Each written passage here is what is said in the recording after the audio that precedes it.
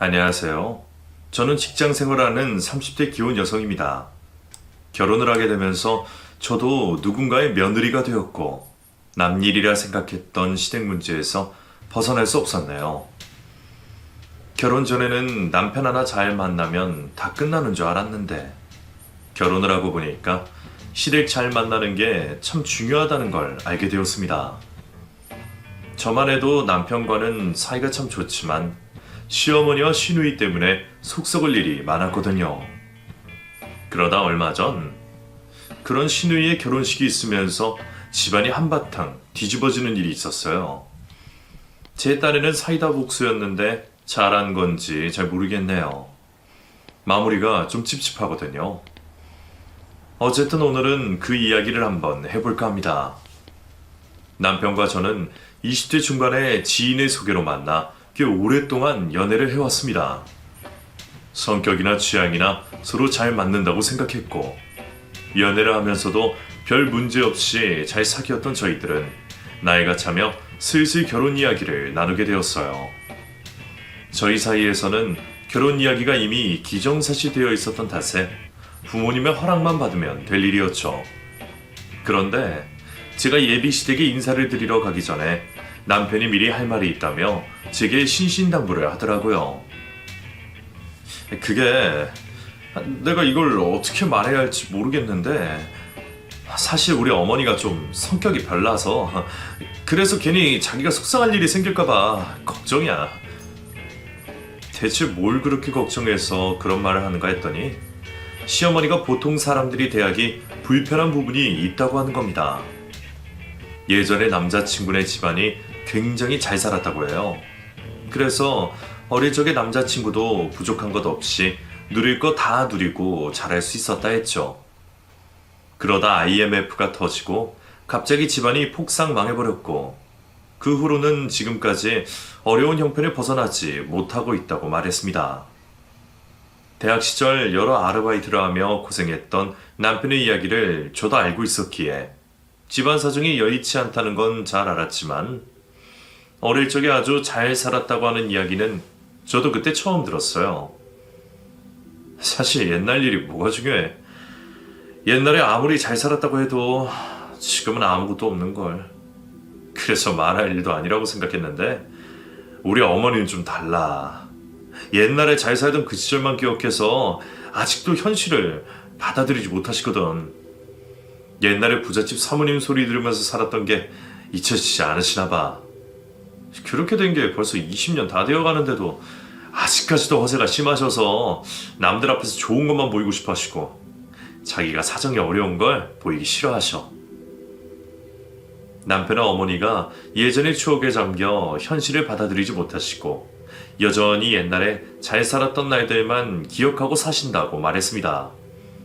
하지만 지금 형편은 예전 같지 않으니 그것 때문에 우려하시고, 그래서 돈 있는 사람들한테 열등감도 있다고 말하더라고요.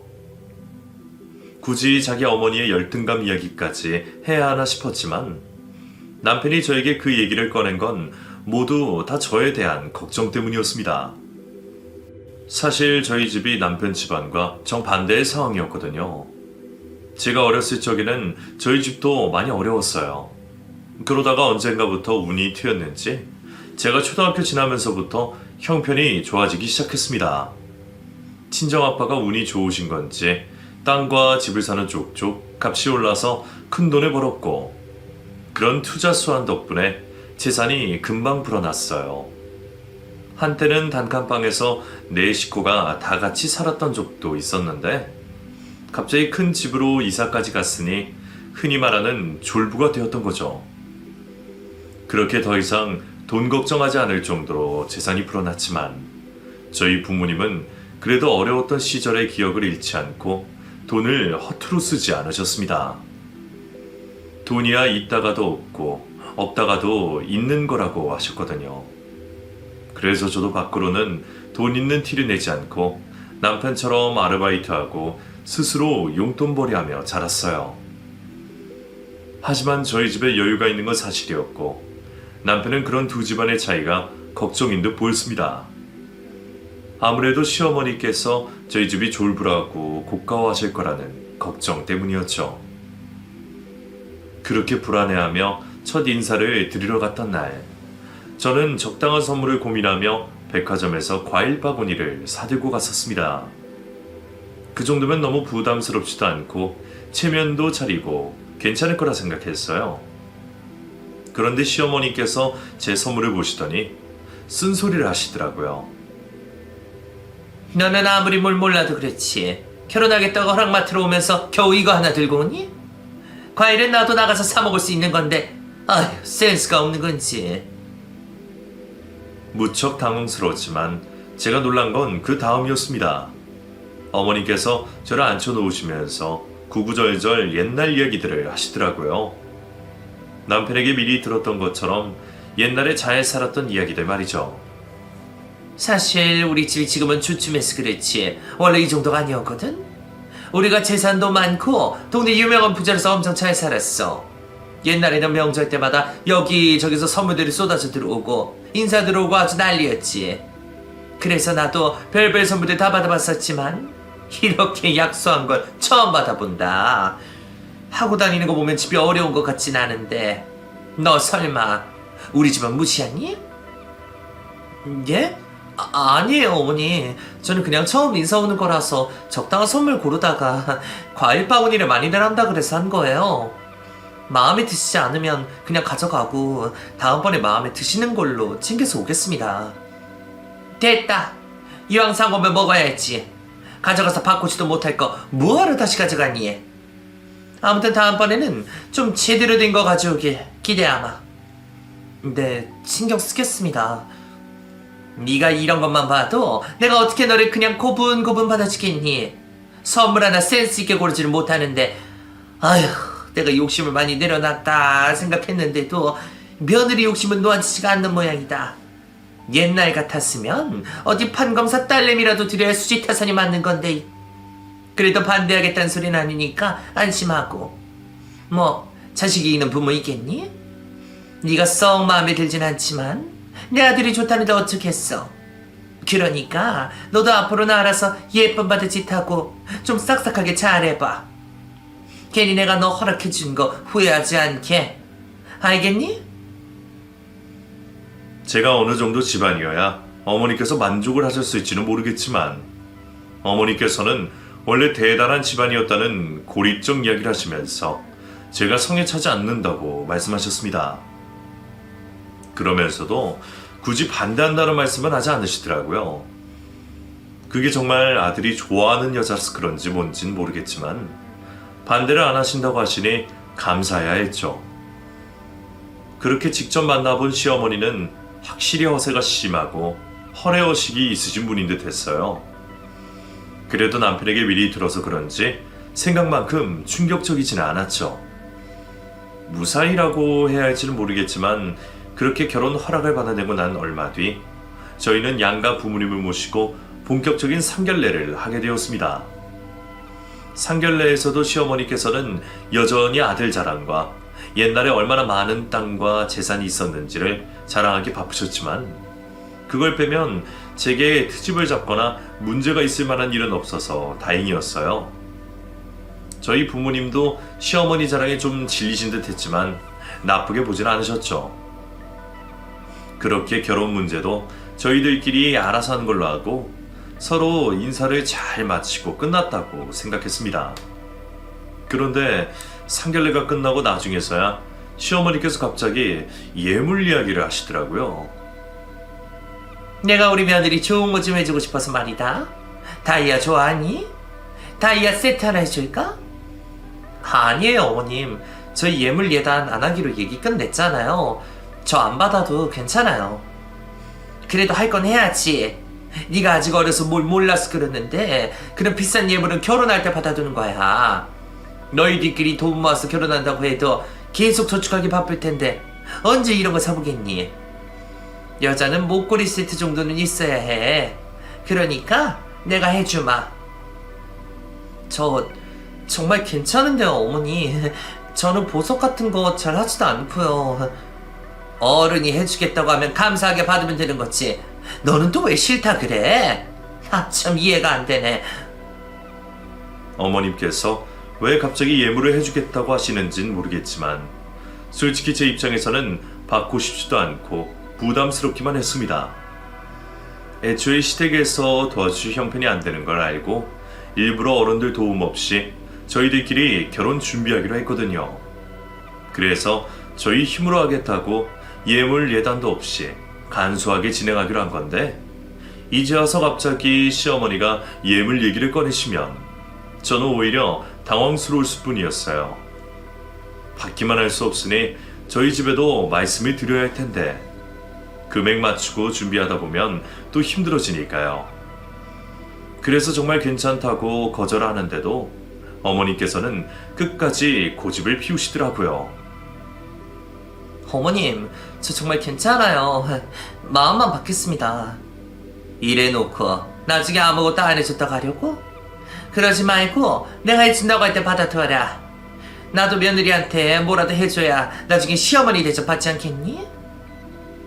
결국 시어머니 성화에 예물을 하기로 하고 그 소식을 들은 저희 부모님께서도 부랴부랴 사위에게 줄 예물을 준비하시게 되셨죠. 원래 저희 부모님이 따로 남편에게 양복 한 벌 해주시겠다고 하셨는데 어머님께서 제게 다이아를 해주신다고 하시니까 부모님도 더 신경을 쓰실 수밖에 없으셨어요. 그래서 저희 집에서 남편에게 따로 명품 시계를 장만해 주셨죠. 시어머니께서 백화점에 가서 예물을 고르자고 하시니 수준을 맞춰야 했거든요. 그렇게 남편이 시계를 받고 저는 시어머니와 단둘이 백화점에 가게 되었습니다. 이건 어떠니? 다이아 세트 예쁜 것 같은데 어머, 저것도 너랑 잘 어울리겠다. 다이아는 너무 비싸지 않을까요, 어머니? 저는 그냥 작은 것도 괜찮은데요. 얘는 너 그렇게 말하면 졸부티 난다. 다이아는 잔잔한 건 티도 안 나요. 하긴 돈도 써본 사람이 쓰는 거지 어느 날 돈이 생긴 집안에 네가 뭘 알겠니? 어머님께서는 제게 어울리는 예물을 찾아주신다며 하루 종일 백화점을 돌며 저를 끌고 다니셨습니다. 그런데 이상하게도 제가 마음에 드는 것마다 전부 별로라고 하시며 타박을 주시더라고요. 이건 어떠세요, 어머님? 저는 마음에 드는데. 너 보는 눈 정말 없다. 너무 후져? 그래요? 그럼 이건 어떠세요? 이건 제가 자주 하고 다닐 수 있을 것 같아서요. 아이고, 그것도 별로야. 이건 이래서 별로고 저건 저래서 별로고 하시니까 결국 고를 만한 게 하나도 없더라고요. 결국 하루 종일 백화점을 돌아다녔지만 소득이 없더니 어머니께서도 그제서야 본심을 말씀하시는 겁니다. 아휴, 비싼 것도 예쁜 게 하나 없네. 옛날에 예쁘고 좋은 게 참 많았는데 아무래도 안 되겠다. 이거 내가 전에 끼던 건데 디자인이 아주 예쁘거든. 이거 도금만 다시 하면 되니까 금은방에 맡겨서 새로 해라. 어때? 너랑 잘 어울리겠지? 사달라고 한 적 없는 예물 얘기 먼저 꺼내셔 놓고선 결국 주신 게 오래되어 다 벗겨진 도금 반지였습니다. 딱 봐도 어디 처박혀 있었던 게 분명한데 저더러 가보를 물려주는 것처럼 말씀하시더라고요. 하지만 억지로 넘겨주시니 받을 수밖에 없었죠. 결국 그걸 알게 된 남편이 황당해했고 제가 받은 게 없으니 자기도 저희 부모님께서 해주신 예물을 돌려주겠다고 했습니다. 하지만 저희 부모님은 사이 생각해서 해주신 거라고 돌려받기를 원하지 않으셨죠. 결국 남편은 마지못해 혼자 예물을 받게 되었고 시어머니는 그마저도 다 자신의 덕이라며 남편에게 보답을 바라셨습니다. 그렇게 결혼하는 와중에도 기가 막힌 시어머니의 행동들을 보았지만 저희는 서로를 믿으며 무사히 결혼식을 올릴 수 있었죠. 시어머니는 별로였지만 남편은 정말 좋은 사람이었거든요. 그렇게 남편 하나 믿고 결혼을 하게 되었지만 결혼 후에도 저는 끝까지 시댁에 정을 붙일 수 없었어요. 시모가 저를 너무 무시하셨거든요. 시모 제가 지금과 달리 어렸을 적에는 어렵게 지냈다는 걸 알고 계셨습니다. 저는 그게 부끄럽거나 숨길 일이 아니었으니까 대화 중에 그냥 자연스럽게 말씀을 드렸어요. 그런데 시모가 그걸 가지고 저를 무시하시더라고요. 제가 어릴 적에 못 살았다는 게 불쌍하신 건지 어디 외식 한번 나갈 때마다 이건 먹어봤냐, 저건 먹어본 적 있냐 하며 제가 변변찮은 외식 한번 못 해본 것처럼 생각을 하는 겁니다.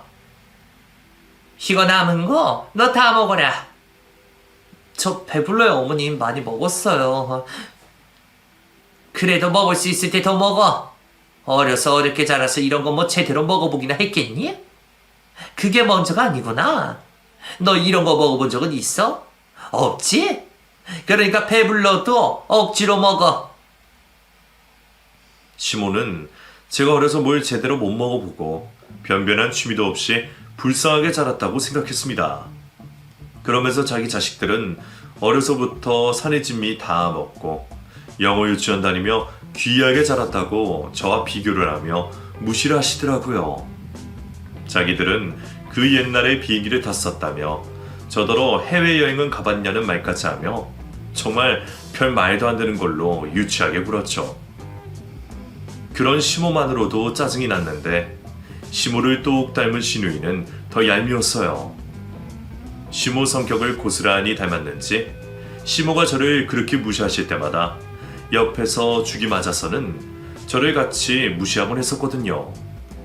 그런데 시누이는 더 웃긴 게 그렇게 저를 무시하면서도 제 물건은 탐이 나는지 제가 시댁에 갈 때마다 옷이며 화장품이며 제 것을 부러워하곤 했습니다. 어머, 너무 예쁘다. 언니, 이거 비싼 거 아니에요? 저도 부모님이 선물해 주신 거라서 가격은 잘 몰라요. 이거 엄청 비쌀 텐데. 언니는 부모 잘 만나서 좋겠네요. 좋기는 뭘 좋아. 얘, 너는 일부러 자랑하려고 시댁 올 때마다 비싼 거 누르고 오는 거냐? 우리 이러고 산다고 키 죽이겠다는 거야 뭐야? 하여간에 졸부들은 지들 졸부인 걸 티를 못 내서 안달이지. 사람들이 돈이면 다인 줄 알아? 주제를 모르고 아주 격이 없어요. 시모는 제가 뭐 하나 좋은 걸 들고 있으면 꼭 졸부티를 낸다며 타박을 했습니다. 그래서 일부러 수수하게 입고 가면 그때는 또 싸구려 입고 다닌다며 없어 보인다고 기분을 상하게 했어요. 이래도 싫고 저래도 싫으니 대체 제가 어떻게 해야 할지 모르겠더라고요. 그런 시모와 시누를 남편이 말려보려고도 했지만 별 소용은 없었죠. 그런 사람들과 생기는 일에 대해 일일이 대응하고 기분 나빠하면 저만 힘들 거라 생각했어요. 그래서 최대한 두 사람이 하는 말과 행동에 대해 무시를 하기로 했죠.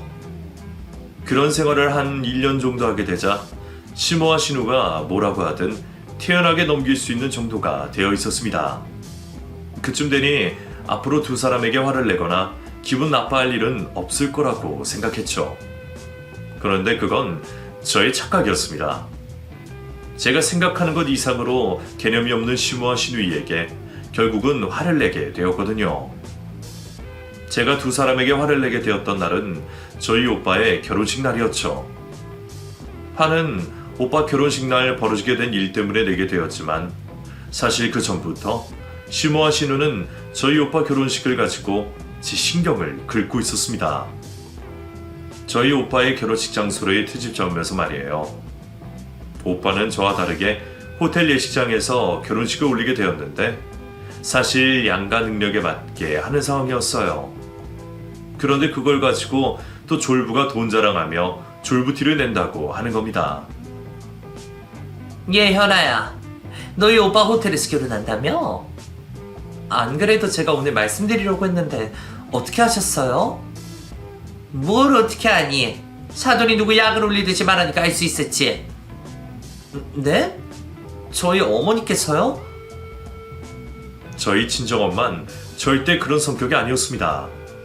평생 남의 밑에서 일을 하시며 사셨다 보니 지금은 남들에게 굽신거리지 않아도 되는 입장인데도 항상 허리를 숙이고 다니시는 분이었어요. 거기다 나이까지 많고 소시적 잘 살았다는 이유로 고개가 뻣뻣했던 시모는 더 어려워하셨죠. 그런 분이 누구 약을 올리며 소식을 전할 분이 아니었습니다. 시모가 열등감에 사로잡혀 또 자기 멋대로 생각하는 게 분명했어요. 그렇다고 괜히 시끄러지게 말을 걸고 넘어질 필요는 없었죠. 그래서 전 표정 하나 변하지 않고 대화를 이어갔습니다. 말이 그렇다는 거다 말이. 그런데 너희 집안은 어찌 아직도 졸부티를 못 봤니? 그렇게 티를 내야 하는 법이라도 있는 거니? 호텔 결혼식이 뭐 별거라고 또 그렇게 자랑을 하면서까지 무리를 한다니? 엄마는 연구 결과도 몰라? 원래 내면적으로 부족한 사람들이 허영심이 많은 거잖아. 그러니까 언니네는 돈은 생겼는데 아직 내면적으로 채우는 걸 모르는 거야. 그래서 졸부티를 내는 거고. 그런 게 아니라 저희 집은 평범하게 해도 괜찮은데 세연이 쪽 집안에서 호텔 결혼을 바라셨어요. 또 저희 집도 못 들어줄 형편도 아니고요. 그래 알겠다 알겠어. 누가 뭐라고 하니? 뭘 또 그쪽 집안 이야기까지 해. 하기야 없이 살다가 돈 생기면 TV에 나오는 거 다 해보고 싶지. 내가 생각이 짧았다. 예, 더는 물어보지 않을게. 허영심이 많은 사람은 정작 누구이고 내면이 부족한 사람은 누구인데 도대체 누가 누구 보고 지적질하는 건가 싶었습니다. 그래도 그때까지는 잘 참고 있었어요. 자기들 형편에 이제는 못 먹게 된 떡, 셈이 나서 찌른다고 생각하려고 했죠. 어쩔 수 없이 마음속에 쌓여가는 짜증은 있었지만 그거야 시간이 해결해주는 일이니 개의치 않고 제 삶을 살고 있었습니다. 그러다 오빠 결혼식 당일이 되었죠. 친정 부모님과 함께 밀려드는 하객분들을 맞이하며 정신없이 있을 때였어요. 시모와 시누이가 식장에 나타났죠. 남들에게는 당연한 참석일지 모르겠지만 저는 좀 놀랐습니다. 사실 결혼식 전날까지도 참석 여부에 대해 제대로 답을 안 해주며 심드렁한 태도를 보였거든요. 어머님, 자석 때문에 그런데 내일 저희 오빠 결혼식에 오시죠? 아, 내일이 너희 오빠 결혼식이었구나. 글쎄다, 특별한 이벤트가 있는 결혼식도 아니고 겨우 호텔 결혼식이면 너무 뻔하고 지겨울 것 같은데. 은지는 참석한다고 하니? 아가씨는 어머님 참석 여부에 따른다고 하던데요. 그래? 그럼 생각 좀 더 해보고 말해줄게. 괜찮지? 그렇게 말을 해놓고 끝까지 연락이 없었는데 결국은 잔뜩 멋을 부리곤 찾아왔더라고요. 저희 친정 부모님은 시모와 저의 관계를 몰랐기 때문에 반갑게 두 사람을 맞이하셨죠. 그런데 시모가 식장으로 들어가지 않고 뒤에 있던 사람들을 한 사람씩 소개를 시켜주는 겁니다. 그제서야 저도 알았어요. 뒤에 있는 분들이 남편의 친척들, 시댁 식구라는 사실을 말이죠. 저도 다급히 예를 갖추고 인사를 드리게 되었습니다. 사실 따로 연락을 드리지 않았기 때문에 저희 오빠 결혼식장에 찾아와 주실 줄은 몰랐거든요. 그렇게 가까운 친척분들은 아니었으니까요. 어쨌든 저희야 저희 오빠 결혼식을 축하를 해주시러 와주셨으니 감사한 마음이었죠. 그렇게 한 분 한 분께 감사의 인사를 드리고 자리를 안내해 드렸어요. 그리고 다시 밖으로 나와 다른 하객분들을 맞이하려고 했죠. 그런데 저희 사촌 오빠가 저에게 눈짓을 하더라고요. 무슨 일인가 싶어 다가갔는데 저에게 장부를 가리키는 겁니다. 거기엔 시모 이름과 축의금 2만 원이 적혀져 있었죠. 솔직히 좀 당황스러웠습니다. 제가 공의 개수를 잘못 본 줄 알았죠. 그런데 두 번을 보고 세 번을 봐도 2만 원인 거예요. 사촌 오빠에게 물어보니 아까 들어간 시댁 식구들 중 축의금을 낸 사람은 시모 한 명뿐이라고 했죠. 돈을 떠나 참 대단하다 싶었습니다. 이럴 거면 심술이나 부리지 말지. 사람 기분 나쁘게 하는 소리는 다 해놓고 거지짓을 하나 싶었죠. 그래도 또 참았어요. 가족이니까. 축의금을 받을 생각하면 안 된다고 말이죠. 그런데 그 뒤로도 시모의 진상짓은 계속되었습니다. 식이 진행되는 중인데도 불구하고 계속해서 직원들을 불러 되지도 않을 요구를 하더라고요. 와인은 없냐? 스테이크는 한 덩어리밖에 안 주냐? 핑거푸드는 없냐? 등등 사람들이 이목을 끄는 진상짓을 했습니다. 그러니 제가 얼마나 민망했겠어요. 다른 사람도 아닌 우리 오빠의 새로운 출발을 하는 엄숙한 자리에서 내 시모가 진상짓을 하고 있었으니까요. 결국 식이 끝나고 제가 시모를 잡고 따져 묻게 되었죠. 어머님, 오늘 뭐 하시는 거예요? 다른 사람도 아니고 저희 오빠 결혼식인데 어떻게 처음부터 끝까지 이런 행동을 하세요? 일부러 이러시는 거예요? 저 창피하라고요? 아니면 저희 오빠가 이곳에서 결혼하는 게 못마땅하세요? 뭐? 너 지금 누구한테 눈 똑바로 뜨고 그런 말을 해? 내가 뭘 했는데? 여기가 뭐 얼마나 대단한 곳이라고 이 난리를 피워? 대단하고 말고가 문제가 아니라 저희 오빠 결혼식이잖아요. 제가 다른 건 다 이해하거든요. 식전부터 사람 신경 긁은 행동, 사람들 잔뜩 불러놓고 축의금 겨우 2만 원 낸 것까지 전부 다요. 근데 결혼식을 올리고 있을 땐 예의를 갖춰야 되는 거 아니에요? 그렇게 교양 따지시는 분이? 교양? 야, 교양도 나타낼 곳이 있고 안 나타내도 되는 곳이 있어, 알아? 여기가 바로 그렇고 겨우 이 정도 호텔? 여기서 무슨 교양 이야기를 꺼내? 이렇게 누추한 곳에 와준 것도 감사한 줄 알아야지. 맨날 예전 소시적 이야기 하시는데 그럼 이렇게 누추한 호텔에서 결혼식 올려주실 수 있는 능력은 되세요. 그리고 그런 능력 가지고 계셔서 축의금을 겨우 2만 원 넣으셨고요. 그냥 여기 왔다고 하지 마세요. 제가 창피하니까. 여기 돈 5만 원이에요. 제가 장부에다가 어머님 이름 지울 테니 이 돈 받고 안 온 걸로 하세요. 뭐? 이게 정말 시어머니한테 못하는 말이 없어. 그날 저와 시모는 크게 다툼을 벌이게 되었고 서로 한동안 안 보는 사이가 되었죠. 그렇게 저와 시모 사이에 냉기류가 흐르던 도중이었습니다. 그 기간 동안은 시모도 저를 집으로 잘 부르지 않으려고 했기 때문에 집안 큰 행사나 제사가 아니면 따로 저를 시댁으로 부르지 않았죠. 그래서 남편이 혼자서 시댁을 드나들고 있었어요. 그런데 어느 날 시모가 저에게 시댁으로 들어오라는 연락을 했습니다. 무슨 일인가 싶어 남편에게 물어봤지만 자기도 모른다고 하더라고요. 또 사람 신경 긁는 일이면 어떡하나 싶었는데 나름 반가운 소식이었어요. 신우이가 사귀고 있던 남자친구에게 결혼 프로포즈를 받게 되었고 곧 결혼 준비를 할 거라고 발표를 한 거죠. 집신도 제 짝이 있다고 하던 말이 딱 맞았습니다. 신우이 같은 여자를 데리고 가는 남자도 있더군요. 어쨌거나 저에게는 기쁜 소식이었습니다. 이제 시댁에 제 신경을 긁는 사람이 반으로 줄게 되었으니까요.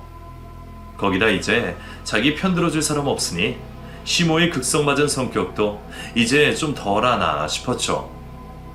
기분 좋은 상황에 혼자 들떠있던 중이었는데 갑자기 시모가 놀라면서 말을 하더라고요. 뭐? 호텔에서 결혼하고 싶다고? 엄마도 저번에 갔다 와서 봤잖아. 거기 분위기 좋은 거. 거기는 어디서 사진을 찍어도 완전 그림이야. 조명도 좋아서 화장빨 완전 잘 받는단 말이야. 그리고 그 호텔에서 결혼한 사진 인스타그램에 올리면 사람들한테 관심 완전 받는다니까? 엄마, 나 거기서 할래. 인생에 한 번뿐인 결혼식이잖아, 어? 신우가 시모에게 저희 오빠가 한 호텔에서 결혼식을 올리고 싶다고 하더라고요. 기가 막힌 상황이었죠. 저는 뭐 그런 곳에서 결혼하고 싶지 않았겠어요. 그런데 제가 남편과 작은 결혼식장에서 저희들이 준비한 금액에 맞춰 결혼식을 올렸던 건 전부 시댁 형편 때문이었습니다. 물론 몇 년 사이 시댁 형편이 나아져 있을 수도 있었지만 제가 보기엔 아니었어요. 저희가 결혼을 할 때나 그때나 별반 차이가 없었죠.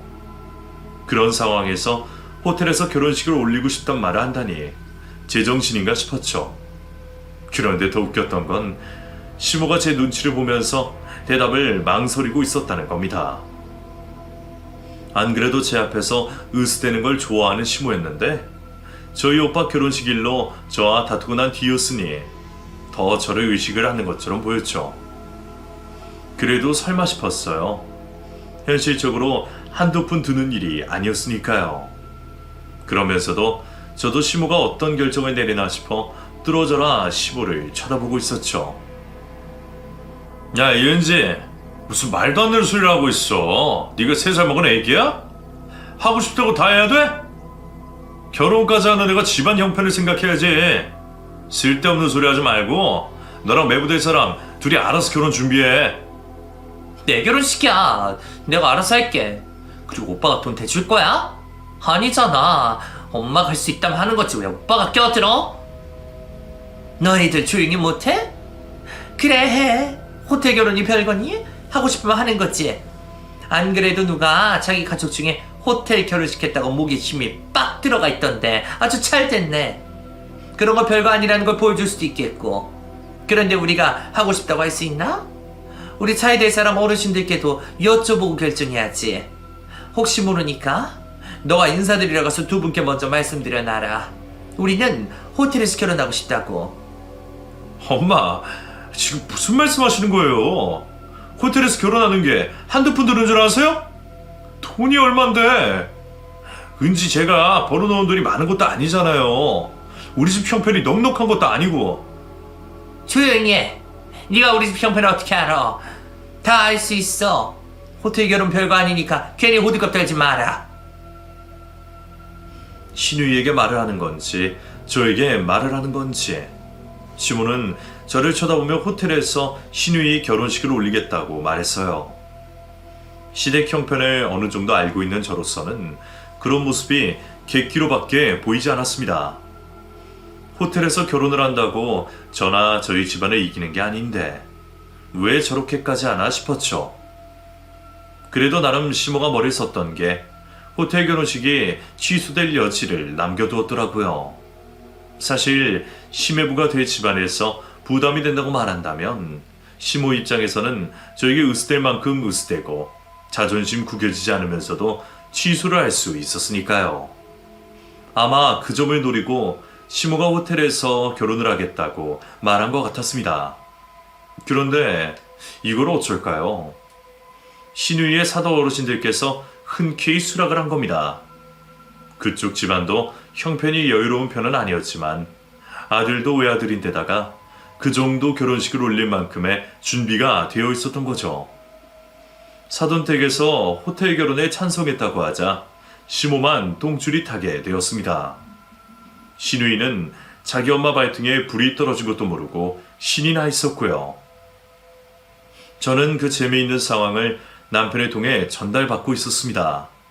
그런데 시매부 될 사람이 시댁에 인사를 하러 오고 상견례를 끝마쳤는데도 호텔 결혼이 취소되었다는 말이 들리지 않는 거예요. 그래서 남편에게 가능한 거냐고, 괜찮은 거냐고 물어보게 되었죠. 그랬더니 남편이 한숨을 쉬며 그 일로 시모가 아주 바쁘게 지낸다고 했습니다. 과장해서 말하자면 옷깃만 스친 인연에게도 전화를 해서는 친한 척을 하며 결혼식에 참여해달라고 부탁을 한다고 했어요. 그러니까 모자란 돈을 축의금으로 대체하겠다는 소리였죠. 그래서 시모가 요즘 정신없이 바쁘다고 했습니다.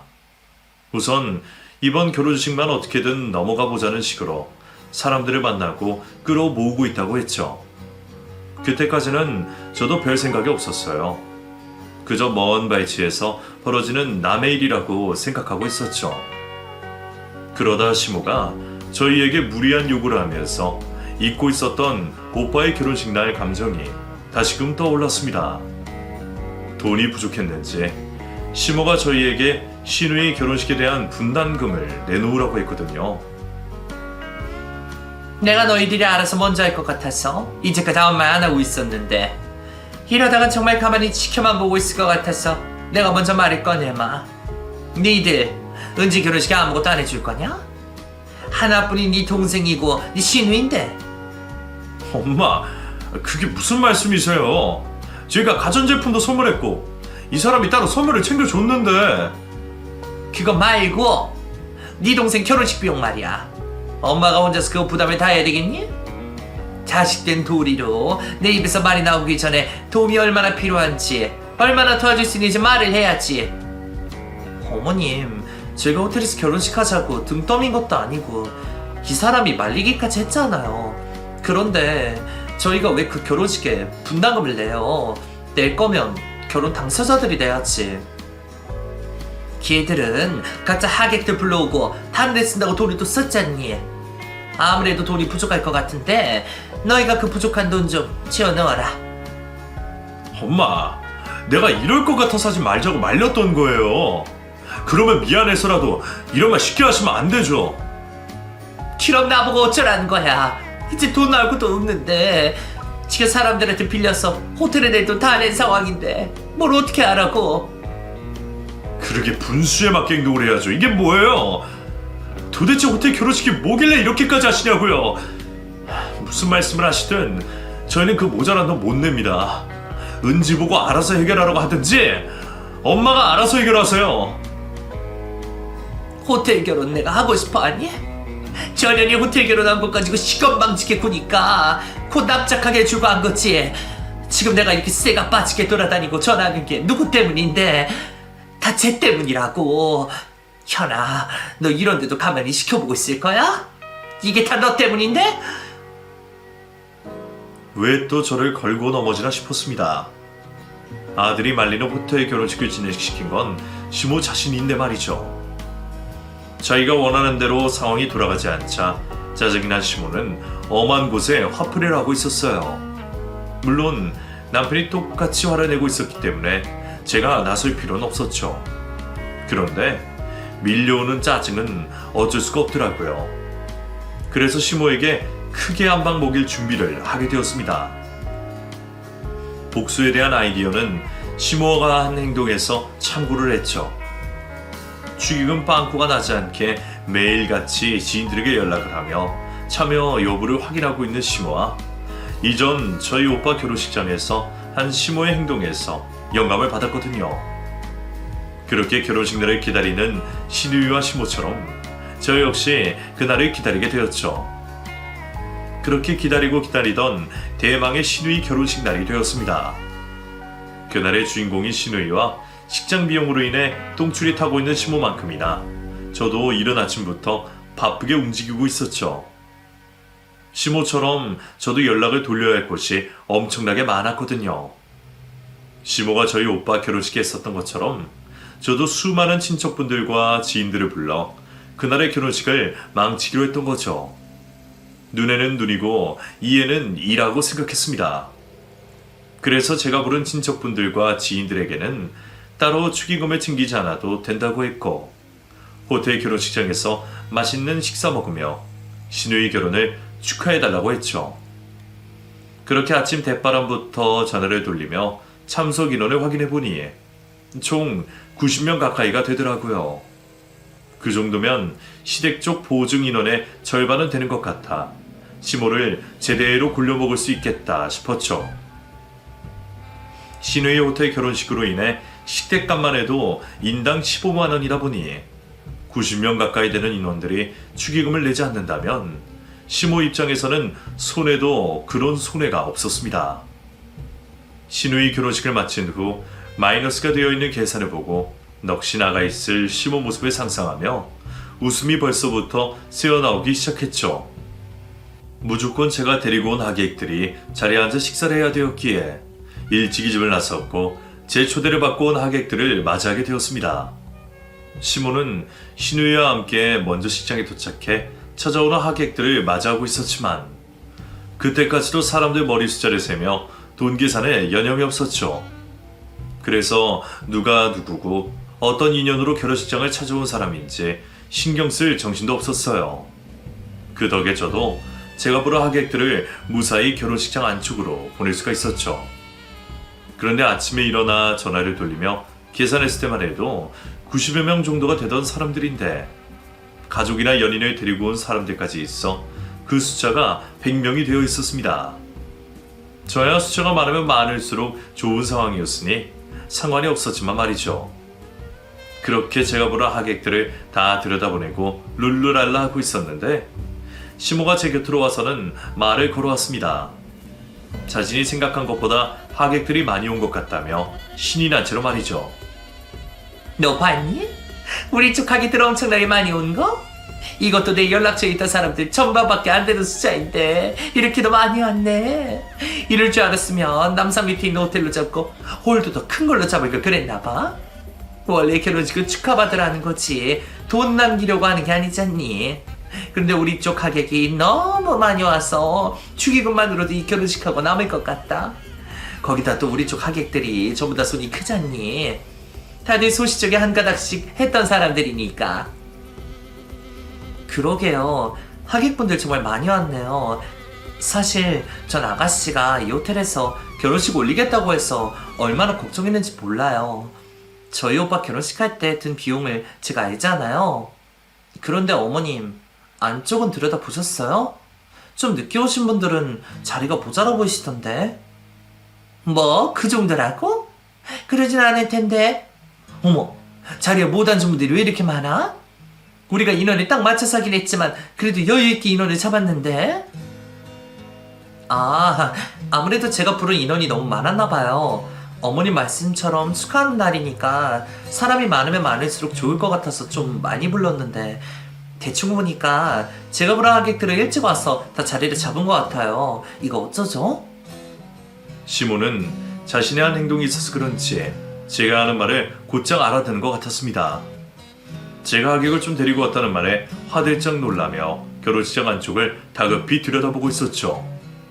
그러다 어두운 실내 조명으로 인해 그 숫자가 계산이 안 되자 저에게 도대체 몇 명이나 끌고 왔냐고 물어왔어요.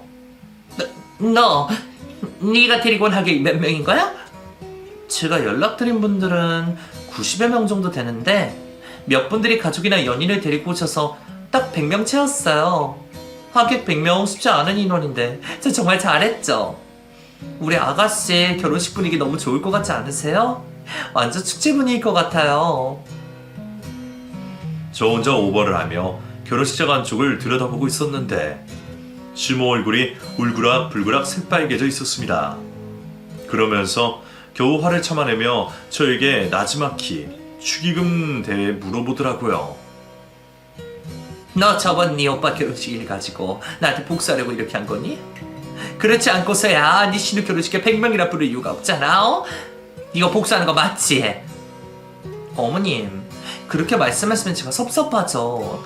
제가 부르신 분들 전부 결혼하는 아가씨 축하해주러 오신 건데요. 그래, 그러면 이거 하나 물어보자. 지금 저 안에 있는 사람들 전부 축의금 낸 사람들이니? 저희 아가씨 아는 분들은 저희 가족들과 친척분들 몇 분 빼고는 없어서요. 애매한 것 같아서 제가 내는 축의금으로 대신했어요. 그 말에 시모는 아직 들어오고 있는 하객들을 본 채 만 채 무시하며 축의금을 받는 접수대로 향했습니다.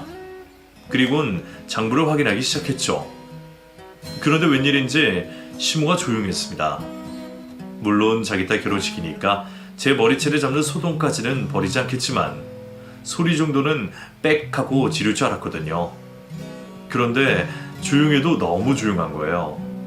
뭐지 싶어 시모가 있는 쪽으로 다가가 고개를 빼꼼히 밀어 시모를 쳐다봤는데 그 짧은 시간에 시모의 얼굴이 새하얗게 변해 백지차처럼 되어 있었습니다. 한눈에 봐도 눈에 초점이 나가 있고 정신도 못 차리는 모습이었죠. 그리고 충격이 크긴 했는지 저를 보고도 화낼 생각을 하지 않더라고요. 당장에 쓰러져도 이상해 보이지 않았지만 곧바로 신우이의 본식이 시작되었기에 시모는 결혼식장 직원의 안내를 받고 식장 안으로 들어가게 되었죠. 시모는 신우이의 결혼식이 진행되는 내내 집중하지 못하는 모습을 보였습니다.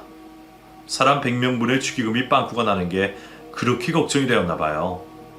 돈 때문에 시모가 결혼식 중간중간 안절부절하지 못하는 모습을 보이자 바로 코앞에 있던 사회자부터 시작을 하여 신랑 신부 그리고 그 자리에 참석한 모든 하객들까지 시모에게 신경을 쓰기 시작했어요. 그래서 시간이 갈수록 신우이의 결혼식은 엉망이 되어가고 있었죠. 그러다 결국 시모가 정신을 잃고 쓰러지는 일이 생기게 되었습니다. 그때가 신우이와 신부가 양가 부모님들께 감사의 인사를 드릴 때였어요. 갑자기 쓰러진 시모로 인해 식장은 한바탕 난리가 나게 되었죠. 저도 시모가 쓰러질 줄은 몰랐기 때문에 많이 놀랄 수밖에 없었어요.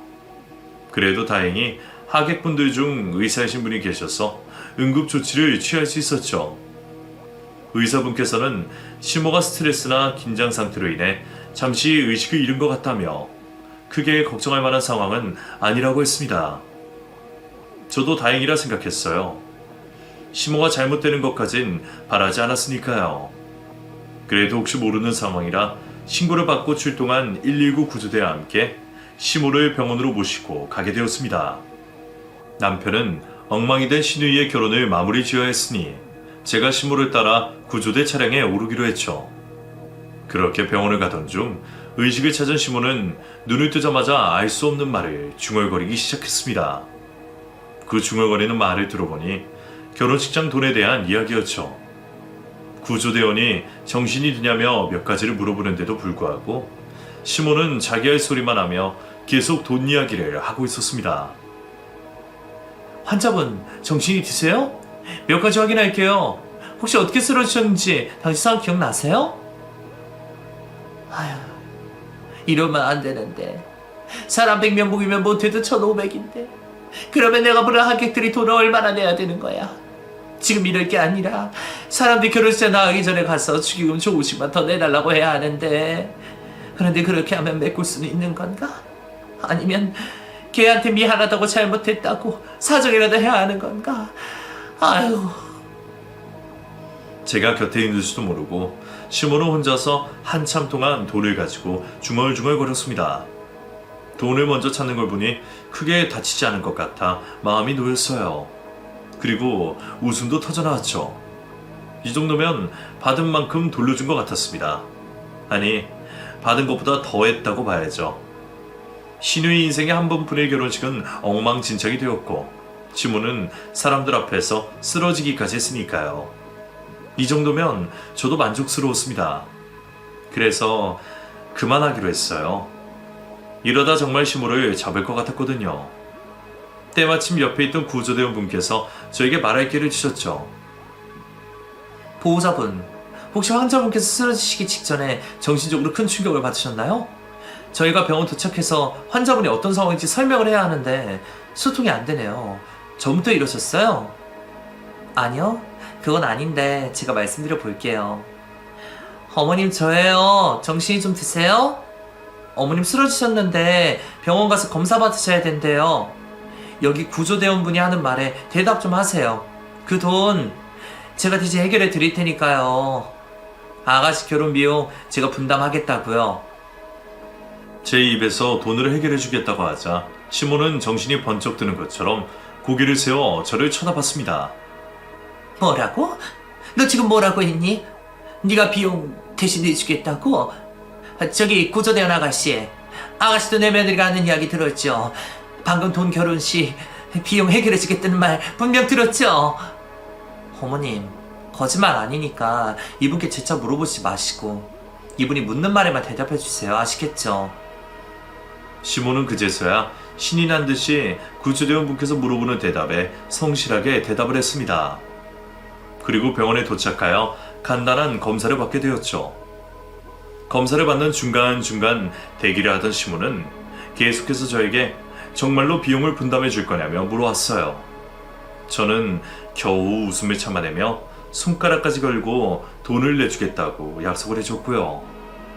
모든 검사 결과 다른 곳에는 이상이 없다는 소견이 듣게 되었고 신우이의 결혼식을 마치고 병원으로 찾아와 대기하고 있던 남편과 함께 집으로 돌아가게 되었죠. 남편 차량을 타고 돌아가는 동안 아무 말도 없이 가려고 했는데 시모가 먼저 입을 열었습니다. 전 당연히 이번에도 돈 가지고 재차 확약을 받으려고 하는 줄 알았죠. 그런데 아니었어요. 무슨 바람이 불었는지 모르겠지만 시모가 저에게 사과를 했죠. 너 그 돈 왜 도와준다고 한 거냐? 내가 쓰러져서 그러는 거니? 아니요, 처음부터 이렇게 할 생각이었어요. 어머님 앞에 이런 말 하면 제가 못된 며느리가 될지 모르겠지만 똑같이 행동하면 안 된다고 생각했거든요. 전 그냥 그때 제 기분이 어땠을지 아저씨만 해서 한번 복수했어요. 복수한 것 치고는 돈이 좀 많이 들게 되었지만요. 그런데 앞으로 또 비슷한 일이 있으면 그땐 안 도와드려요.